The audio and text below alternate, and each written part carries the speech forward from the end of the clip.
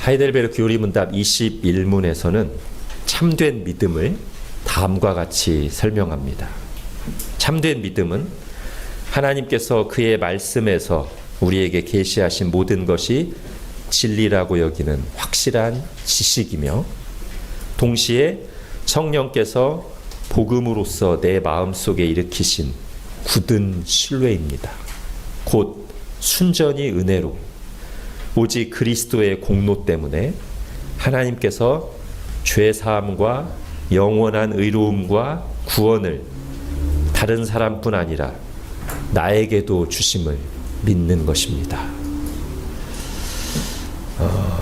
간단히 설명하면 참된 믿음은 성경대로 믿는 바른 지식 플러스, 그런데 그 성경이 말하는 객관적인 계시, 진리를 성령님이 내 마음을 감화하셔서 믿어지게 하시고 굳은 확신을 갖게 하는 거예요.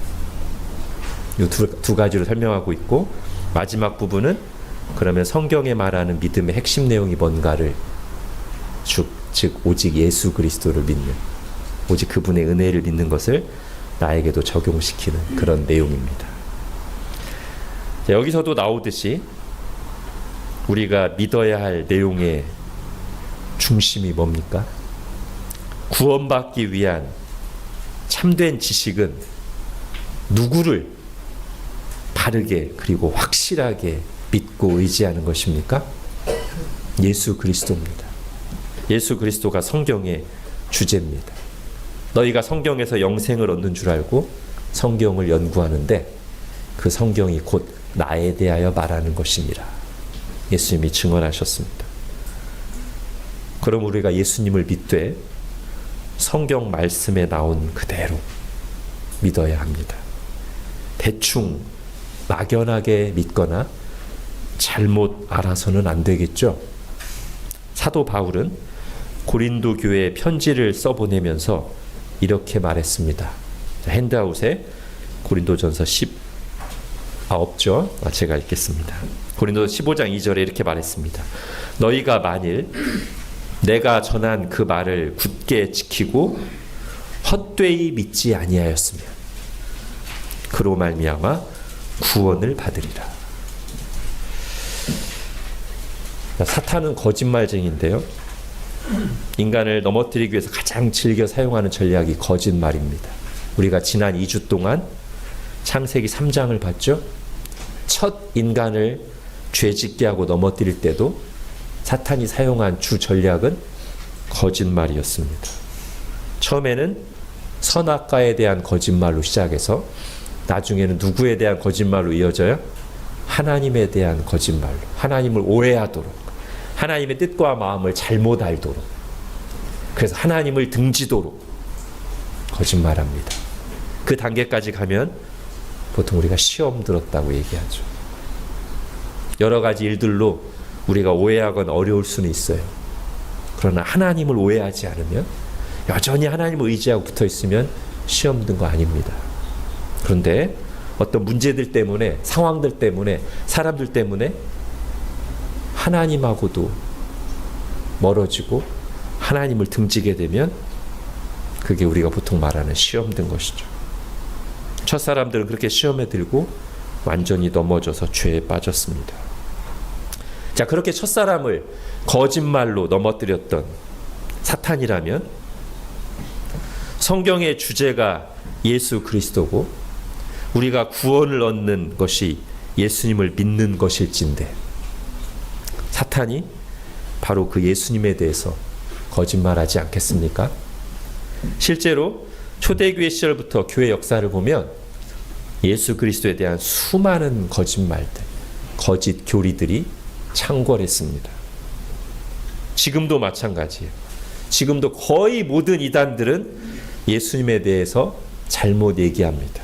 크게 두 가지 방향으로. 하나는 예수님에 대해서 성경이 말하는 것과 다른 얘기를 하든지, 아니면 자기들 교주가 재림 예수라고, 즉 가짜 예수를 믿으라고 하든지, 둘 중에 하나의 방식으로 예수님에 대해서 거짓말을 합니다.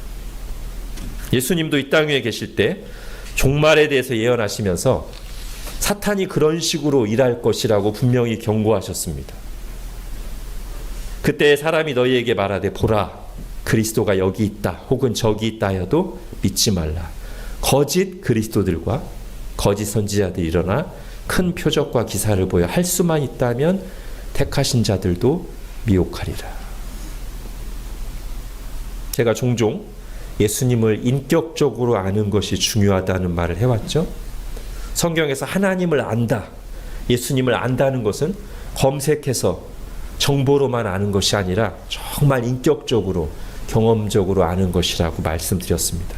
그러나 이 말이 자칫 예수님을 바른 지식으로 정확히 아는 것의 중요성을 조금이라도 소홀히 하는 쪽으로 가면 안 됩니다.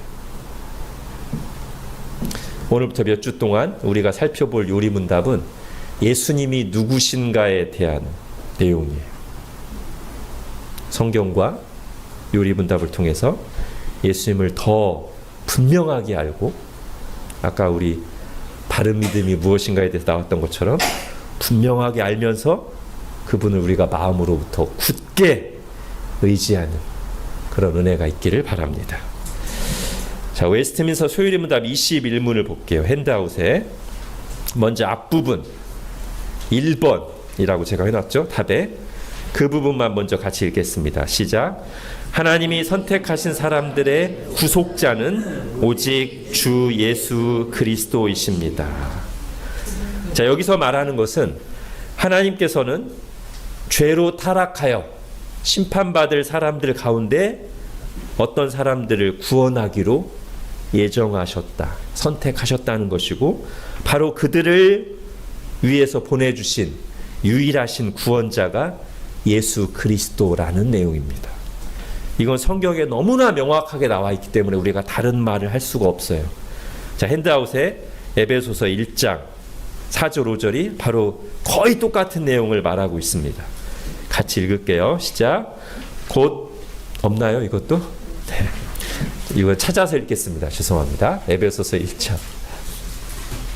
너무 많아가지고 제가 줄이느라고 뺀 구절이 있습니다.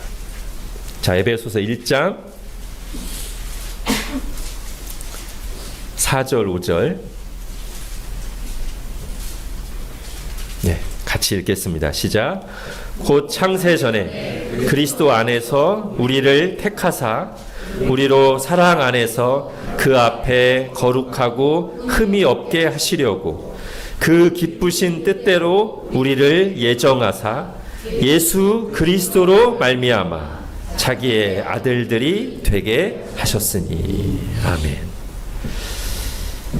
자, 그런데 오늘 요리문답에서 예수님을 가리켜 구속자라고 부릅니다. 자, 이 부분부터 볼게요. 구속이라는 말은 값을 치르고 해방한다, 구원한다는 뜻입니다. 즉, 그냥 구원이라는 말에 값을 치른다는 말이 포함되면 이제 구속입니다. 영어로 하면 그냥 구원은 save예요. 구속은 redeem입니다.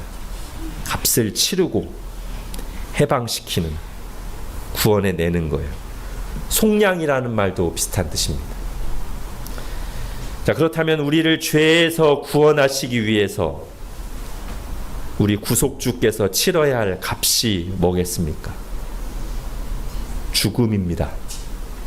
피 흘림입니다. 왜냐하면 죄의 삭은 사망이요 라고 성경이 분명히 말하고 있습니다. 우리가 지난 2주 동안 봤지만 주님께서 처음 인간에게 계명을 주실 때 선악과를 먹으면, 죄를 지으면 반드시 죽으리라라고 말씀하셨습니다. 죄를 짓고 죽음에 빠져 있기 때문에, 또 영원한 죽음인 심판을 받을 것이기 때문에 그 죄값을 치러야 되는데 그것은 죽음입니다. 하나님과의 단절입니다. 영원한 심판입니다. 자, 구약시대 수많은 제사들 속에 바로 이 구속의 메시지가 들어있습니다. 어떻게 해요? 죄인들이 용서받고 하나님께 나아가기 위해서 값을 지불합니다. 그게 뭐죠? 제물이에요. 그 제물을 가지고 그 머리에 안수합니다. 즉 내 죄가 이 제물에게 전가돼서 이 제물이, 이 소가, 이 양이 내가 치러야 될 죄값을, 즉 죽음을, 피 흘림을 대신 치른다는 거예요. 대신이란 말이 들어갔기 때문에 또 대속이라고도 합니다. 다 비슷한 말입니다. 구속, 속량, 대속, 다 값을 치르는 거예요. 대신 벌 받는 거예요. 예수님이 우리의 구속자라는 말은 예수님께서 우리를 구원하시되 어떻게 구원하신다? 우리 대신 죄값을 치르시고 구원하신다는 겁니다. 죽음이라는, 피 흘림이라는, 하나님께 버림받으시는, 하나님의 심판을 받는 그 죄값을 우리 대신 치르시고 구원하신다는 뜻입니다. 우리가 예수 그리스도로 말미암아 은혜로 값없이 구원받았다는 말이 그런 뜻입니다. 예수님께서 우리 대신 이미 죄값을 다 치르셨기 때문에 우리는 아무런 값을 치르지 않고 그야말로 값없이 구원을 받았다는 뜻입니다. 예수님이 말씀하신 어떤 비유 속에서는 값없이 은혜로 용서받는다는 것을 빚을 탕감받았다는 것으로도 표현됩니다. 마태복음 18장에 보면 1만 달란트 탕감받은 자의 이야기가 나와요. 이 비유 속에 나오는 이 엄청난 액수, 1만 달란트라는 액수는 도량형 중에서 최고, 여러 가지 화폐 단위가 있는데 달란트가 가장 크고요. 그리고 그 액수에서도 최상급 만, 이제 그때 숫자로 만이 최고예요. 그 1만 달란트 표시한 건데, 이것은 우리가 하나님께 죄를 지음으로 치러야 할 대가가 우리 스스로는 감당할 수 없는, 해결할 수 없는 것임을 상징적으로 보여주는 것입니다. 이 도량행에 대해서는 조금씩 이제 해석의 차이가 있지만 가장 많이 말하는 것은 한 달란트가 6천 데나리온이라는 것입니다. 한 데나리온은 하루 품삯이에요. 그러므로 한 달란트는 대략 15년에서 20년치 연봉입니다. 한 달란트가. 그럼 1만 달란트라고 하면 15만 년에서 20만 년치 연봉이에요. 이것은 도저히 갚을 수 없는 양을 보여주는 액수입니다. 그래서 우리는 우리 자신의 죄를 해결할 수도 없고 내가 죄를 짓고서 셀프 구원을 할 수 없다는 말이고요. 당연히 다른 사람의 죄를 대신 짊어질 수도, 즉 다른 사람을 우리가 구속하거나 대속할 수 없다는 것입니다. 여러분 시편 49절을 보십시오. 같이 읽겠습니다. 시작. 아무도 자기의 형제를 구원하지 못하며 그를 위한 속전을 하나님께 바치지도 못할 것은 그들의 생명을 속량하는 값이 너무 엄청나서 영원히 마련하지 못할 것임이니라. 아멘. 자, 1만 달란트가 생각나는 대목이죠. 여기 나오는 속전이 죄값이고요. 그 죄값을 치르고 구원한다는 이 말이 구속이라는 뜻입니다. 즉 우리 자신이 죄인이어서 자기 죄값을 치르기도 벅찬데 우리가 누구의 죄를 대신 짊어질 수 있다는 말입니까? 또한 당연히 인간이 범한 죄값은 돈이나 동물이 대신할 수 없습니다. 인간의 죄를 대속하려면 인간이어야 하고 특별히 죄 없는 인간이어야겠죠. 죄진 인간을 죽여봤자 그 인간은 자기 죄로 죽은 거지 다른 사람을 대신할 게 남아있지 않습니다. 그러니 인간의 죄를 대속하려면 인간이어야 되고 죄가 없는 인간이어야 합니다. 그러나 죄 없는 인간이 없을 뿐더러 있다 손 치더라도 어찌 한 사람의 인간이 모든 사람의 죄를 짊어질 수 있으며 죄값을 치를 뿐 아니라 그에게 완전한 의와 영원한 생명을 줄 수 있겠습니까? 그러므로 하이델베르크 요리문답은 우리의 구속자가 인간이면서 동시에 하나님이셔야 하는 이유를 이렇게 설명합니다. 여러분 핸드아웃에 하이델베르크 요리문답 16문, 17문을 이어서 보겠습니다. 제가 문을 읽고 답을 같이 읽겠습니다. 중보자는 왜 참 인간이고 의로운 분이셔야 합니까? 하나님의 의는 죄 지은 인간이 죄값 치르기를 요구하나 누구든지 죄인인 사람으로서는 다른 사람을 위해 값을 치를 수 없기 때문입니다. 중보자는 왜 동시에 참 하나님이셔야 합니까? 그의 신성의 능력으로 하나님의 진노의 짐을 그의 인성에 짊어지시며 또한 의와 생명을 획득하여 우리에게 돌려주시기 위함입니다. 자, 사도행전 20장에 보면 사도 바울이 에베소를 떠나면서 장로들을 불러 고별 설교를 하는 중에 이렇게 말합니다. 여러분 핸드아웃에 사도행전 20장 같이 읽겠습니다. 시작. 여러분은 자기를 위하여 또 온 양떼를 위하여 삼가라. 성령이 그들 가운데 여러분을 감독자로 삼고 하나님이 자기 피로 사신 교회를 보살피게 하셨느니라. 예, 여기 밑줄 친 대목을 주목하십시오.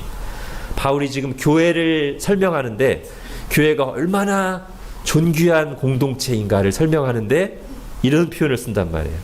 하나님이 자기 피로 사신 교회.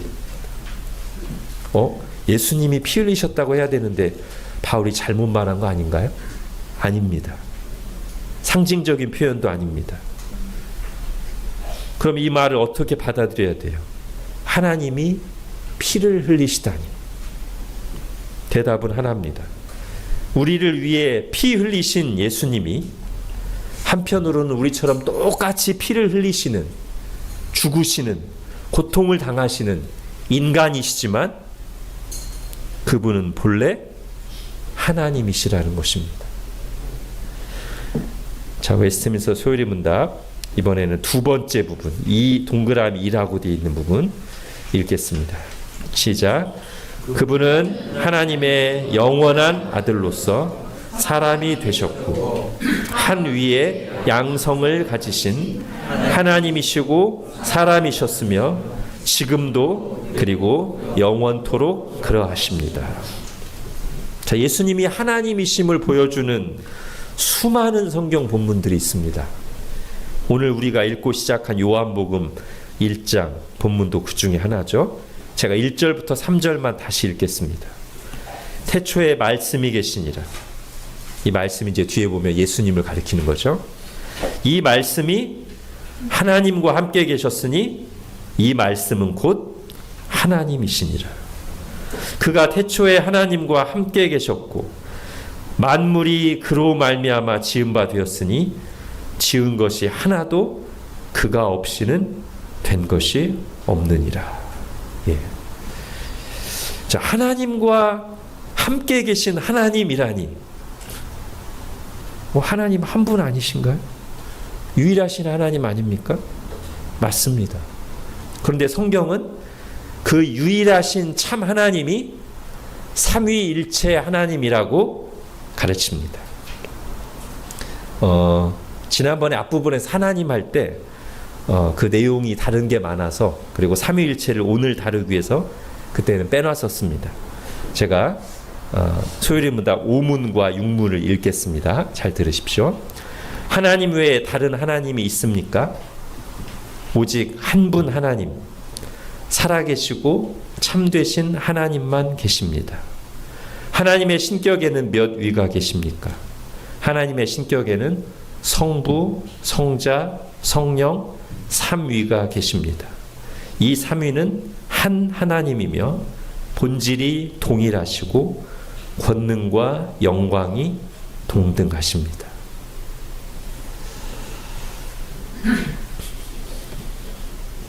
자, 성경이 분명하게 가르치는, 그러나 우리 수준에서는 이해하기 힘든 이 하나님에 대한 진리 앞에서 우리에게 겸손이 요구됩니다. 어떤 겸손입니까? 나의 인식의 한계 또는 인간의 인식의 한계를 인정하는 겸손이요. 하나님이 나보다 비할 수 없이 크신 분임을, 나의 존재 양식을 초월하시는 창조주이심을 인정하는 겸손입니다. 생각해 보십시오. 우리가 어떻게 하나님을 다 알 수 있겠습니까? 1차원에 살고 있는 존재가 어찌 3차원, 4차원의 존재를 아무리 설명한다 한들 이해할 수 있겠습니까? 시간과 공간의 한계 속에 사는 피조물이 시공을 초월하여 영원히 편재하시는 창조주를 어떻게 다 이해할 수 있단 말입니까? 만일 하나님이 우리와 똑같은 차원의 존재고 우리가 다 이해할 수 있는 수준의 신이라면 정말 그분이 내가 경배하고 순종하고 의지할 분이시겠습니까?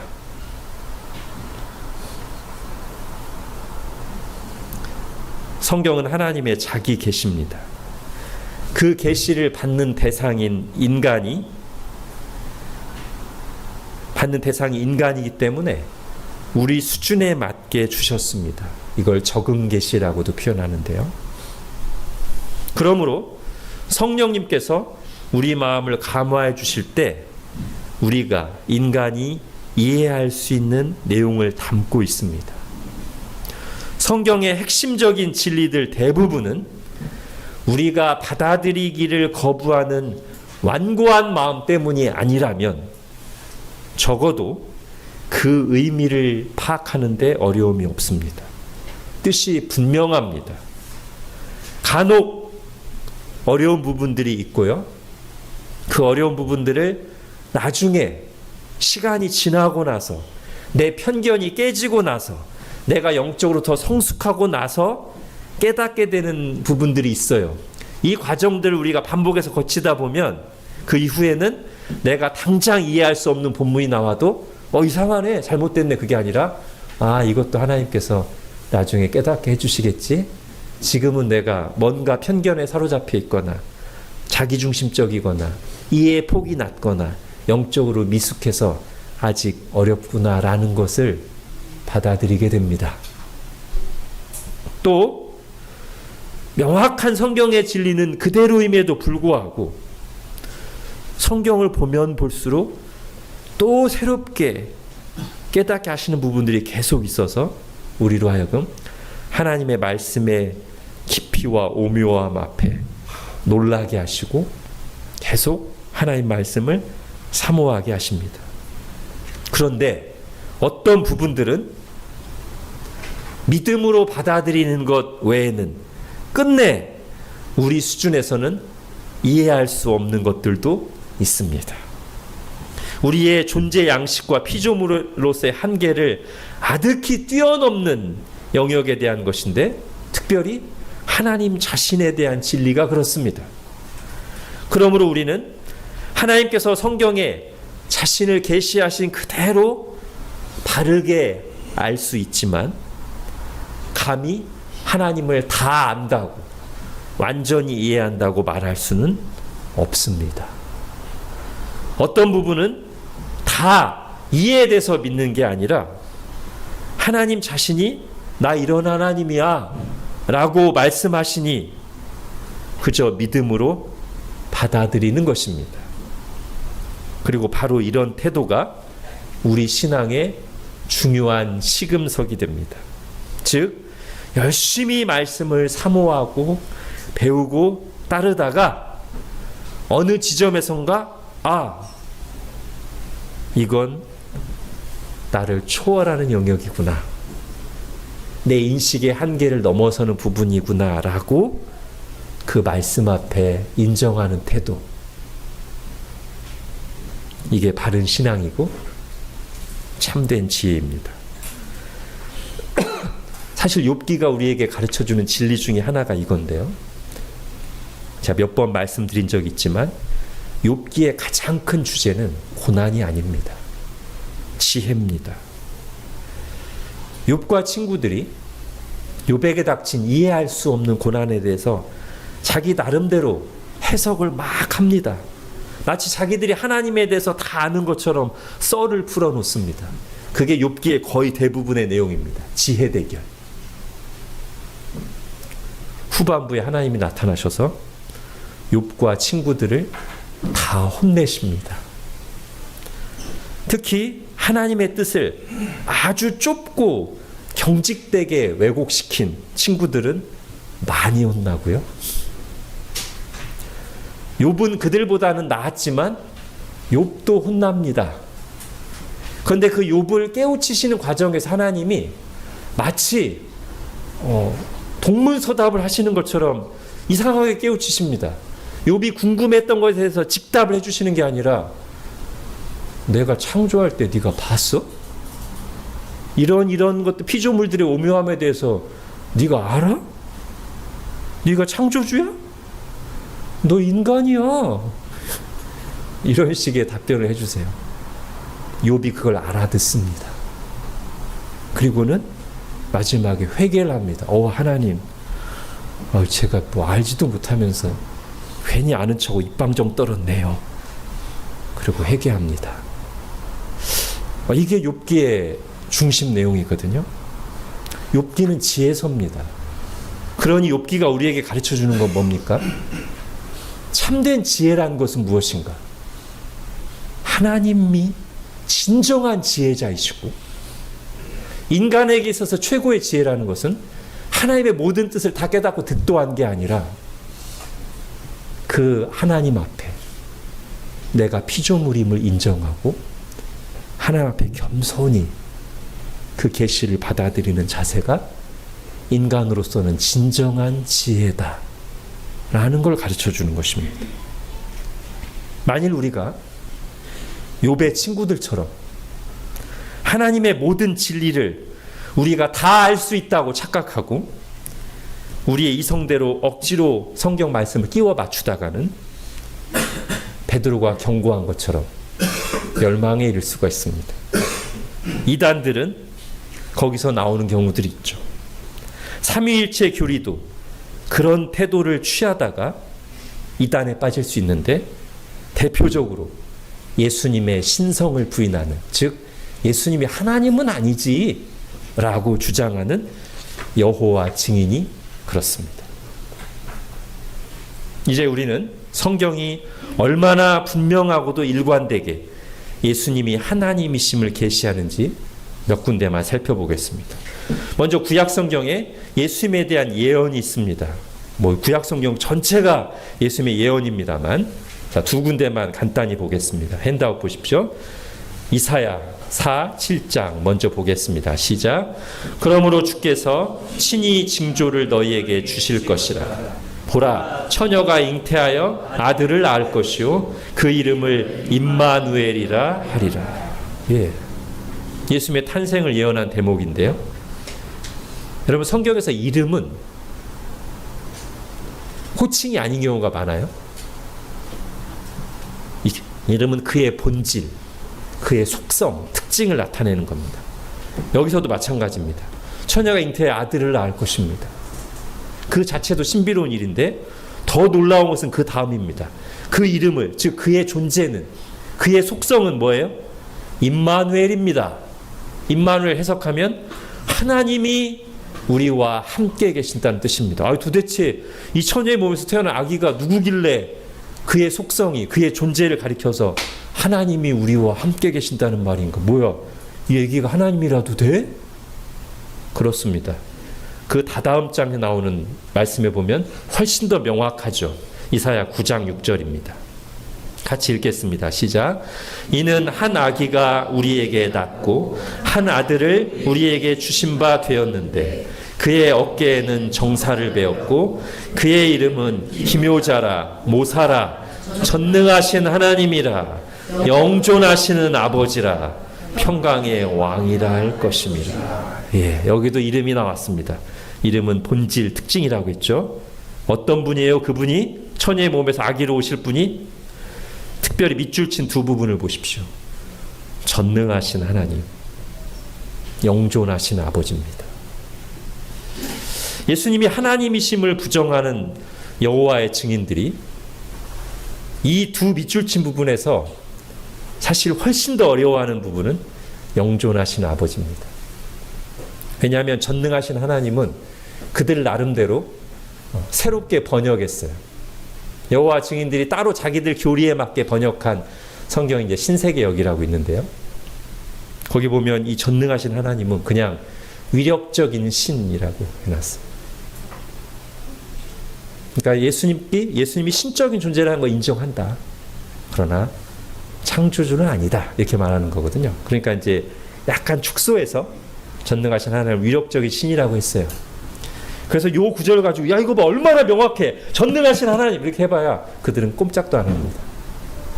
오히려 그 다음에 나오는 구절을 보십시오. 예수님이 누구? 영원한 아버지. 이거는 그들도 어떻게 다르게 번역할 길이 없습니다. 제가 어제도 신세계를 확인했는데 영원한 아버지로 돼 있어요. 어쩔? 어떻게 할 거예요 이거? 예수님이 영원한 아버지? 이거는 하나님에게밖에 쓸 수 없어요. 그들도 어려워합니다. 실제로 이 부분을. 구약 성경이 예수님을 이렇게 예언하고 있습니다. 자, 두 번째, 예수님 자신의 증언과 태도를 보시오. 사실은 그런 여호와 증인 같은 이단이 나오는 이유가 예수님이 아들이거든요. 이게 하나님인데 아들 하나님이에요. 이게 이제 신비인데 아들 하나님이시고 또 인간으로 오셨기 때문에 예수님이 하나님 아버지를 높이는 발언들을 가끔 하셔요. 그것 때문에 여호와 증인들은 이거 봐 동등하지 않다니까 이렇게 얘기하는데 제가 말씀드린 그런 문맥을 이해해야 됩니다. 똑같이 예수님께 영원한 아버지라는 말도 쓴단 말이에요. 분명히 하나님이신데 아들로서 관계 속에서 그리고 인간으로 오셨기 때문에 하나님 아버지를 높이는 부분이 있어요. 그러나 또 다른 부분에서는 예수님은 분명히 자기가 하나님이심을 드러내셨습니다. 예를 들면 요한복음 20장을 보십시오. 같이 읽겠습니다. 토마가 대답하여 이르되 나의 주님이시오 나의 하나님이시니이다. 예수께서 이르시되 너는 나를 본고로 믿느냐? 보지 못하고 믿는 자들은 복되도다 하시니라. 잠깐 의심했던 토마가 부활하신 예수를 보고 마치 잠깐 의심했던 걸 만회하기라도 하듯 엄청난 신앙 고백을 합니다. 나의 주님이시오 나의 하나님이십니다. 그런데 이 신앙 고백을 받으신 예수님이 어우, 좀 과하다 이러지 않으시고 그걸 그대로 받으십니다. 그럼 맞지. 근데 도마야 너 왜 꼭 봐야 믿냐? 보지 못하고 믿는 자들은 복되다 이렇게 말씀. 그러니까 이 도마의 신앙 고백을 그대로 접수하신 거예요. 나 주님 맞고 하나님 맞다. 네. 여러분 작년에도 잠깐 한번 살펴봤습니다만 바람과 바다를 잔잔하게 하시는 예수님 사건도 생각해 보시죠. 저는 이 부분도 분명히 예수님이 하나님이심을 간접적으로 보여주는 대목이라고 확신합니다. 예수님이 일어나셔서 성난 파도와 바람을 뭘로? 말씀으로 명령하십니다. 잠잠하라 고요하라. 그랬더니 그 말씀 그대로 잔잔해지고 고요해지고요. 이걸 보고 제자들이 심히 두려워하며 도대체 이분이 누구시길래 어떤 존재이시길래 말씀으로 명령하여 바람과 바다를 순종시키는가. 왜냐하면 이것은 마치 창세기 1장의 메아리와 같은 모습이기 때문이에요. 하나님이 이르시되 물 가운데 궁창이 있어 물과 물로 나뉘라 하시니 그대로 되니라. 하나님이 이르시되 천하의 물이 한 곳으로 보이고 묻이 드러나라 하시니 그대로 되니라. 이거의 메아리 같은 장면이라는 거죠.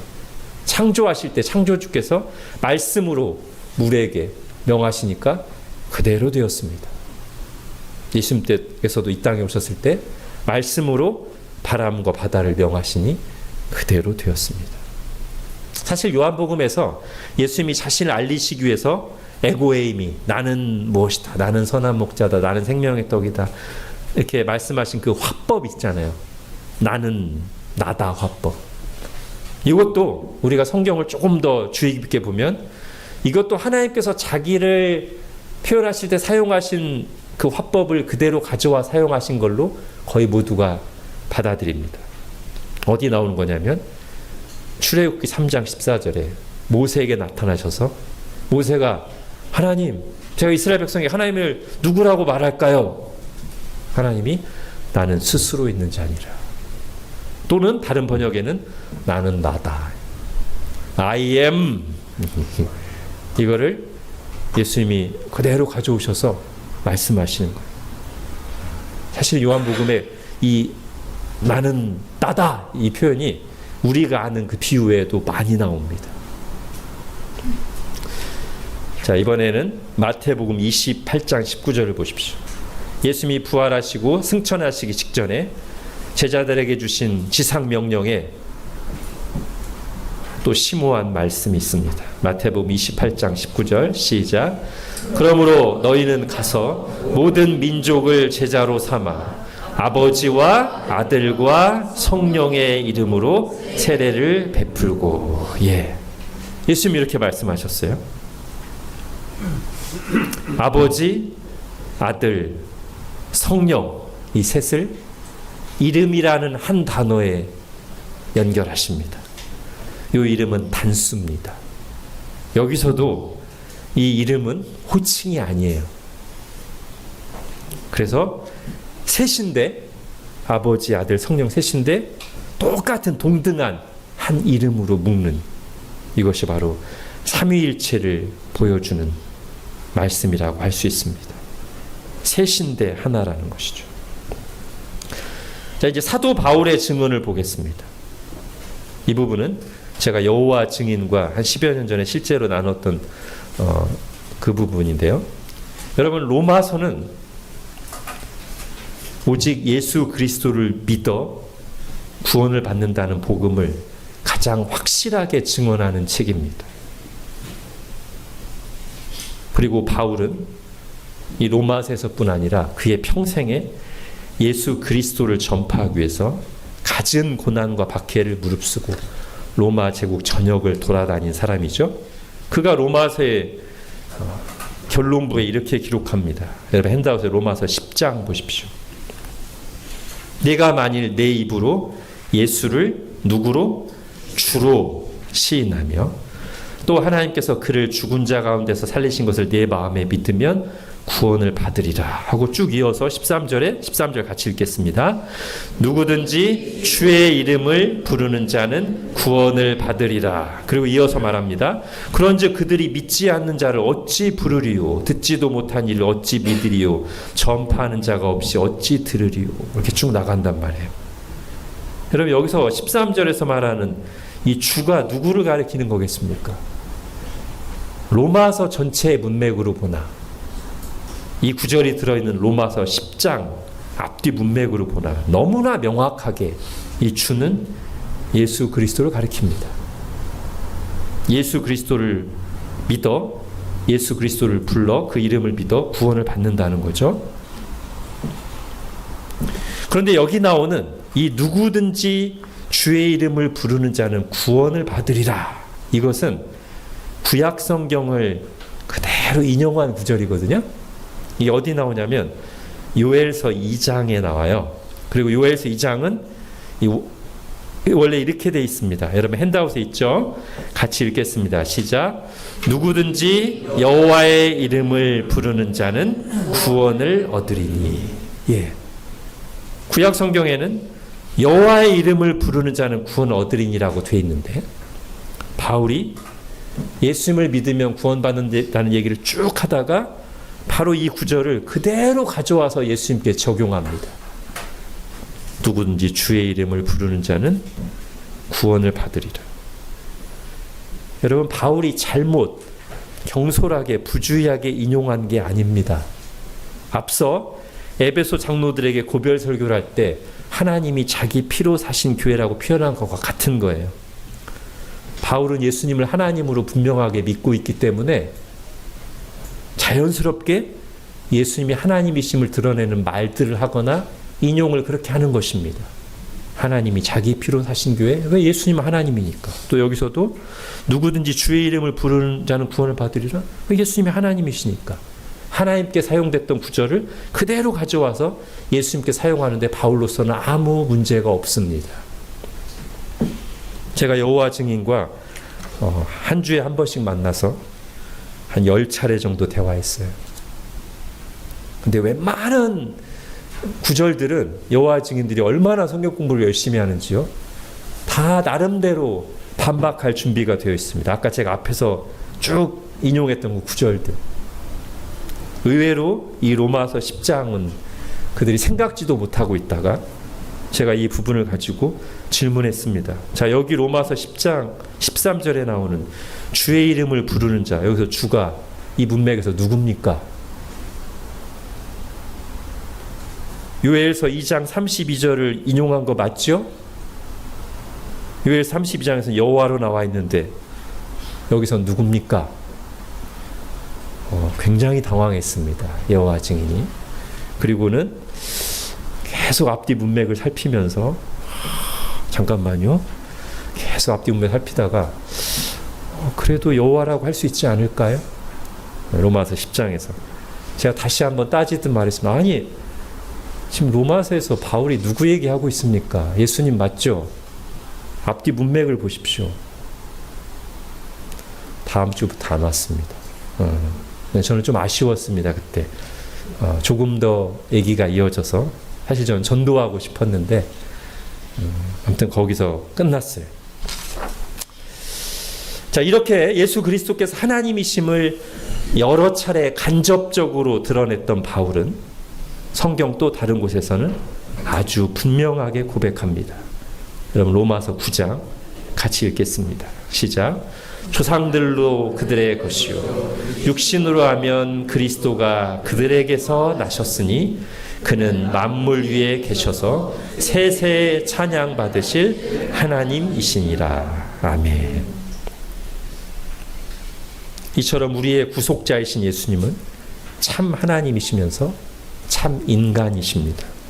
그러기에 나의 죄를 그리고 모든 사람들의 죄를 완전하게 해결하실 수 있으십니다. 요리문답은 성경의 가르침을 요약하면서 오직이라는 말을 붙였어요. 오직 참 하나님이시고 참 사람이신 예수 그리스도만이 우리를 죄에서 구원하실 수 있다는 말입니다.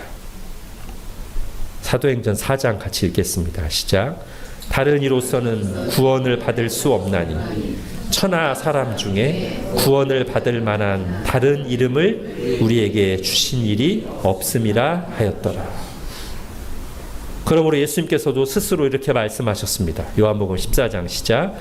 예수께서 이르시되 내가 곧 길이요 진리요 생명이니 나로 말미암지 않고는 아버지께로 올 자가 없느니라.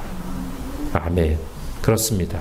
하나님이며 사람이신 예수님만 우리를 구원하실 수 있고 예수님은 우리를 확실하게 구원하실 수 있습니다. 죄의 대가가 인간의 죽음인데 우리의 죽음보다 우리의 피 흘림보다 비할 수 없이 크신 하나님이 사람이 되셔서 피 흘리고 죽으셨으니 어찌 그 효과가 확실하지 않겠습니까? 비유컨대 100만 원치 값을 치러야 하는데 수천조 원 나가는, 아니 아예 값을 매길 수 없는 보화를 내어주셨으니 어찌 확실하게 값을 치른 것이 아니겠습니까? 100와트짜리 전등 하나만 있어도 충분히 밝힐 수 있는 공간에 태양이 직접 내려왔는데 어찌 어둠이 흔적도 없이 사라지지 않겠습니까? 피조물을 구원하시기 위해 창조주가 자신을 내어주셨으니 어찌 충분하고도 넘치지 않겠습니까? 우리 모두의 죄를 합친 것보다 우리를 위해 베푸신 하나님의 은혜가 비할 수 없이 큽니다.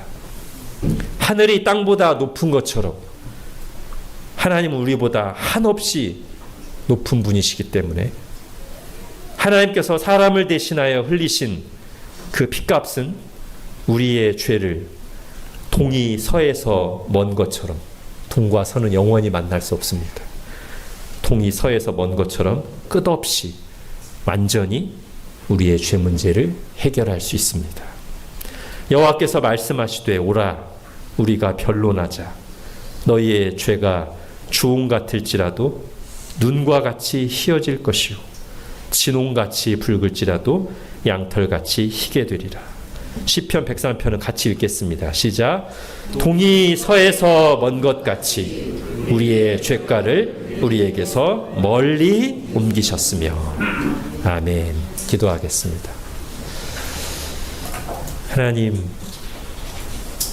하나님께서 우리의 죄값을 대신 치르시기 위해 사람이 되셔서 내 대신 고통받으시고 내 대신 버림받으시고 내 대신 죽으시고 심판을 받으심으로 그렇게 내가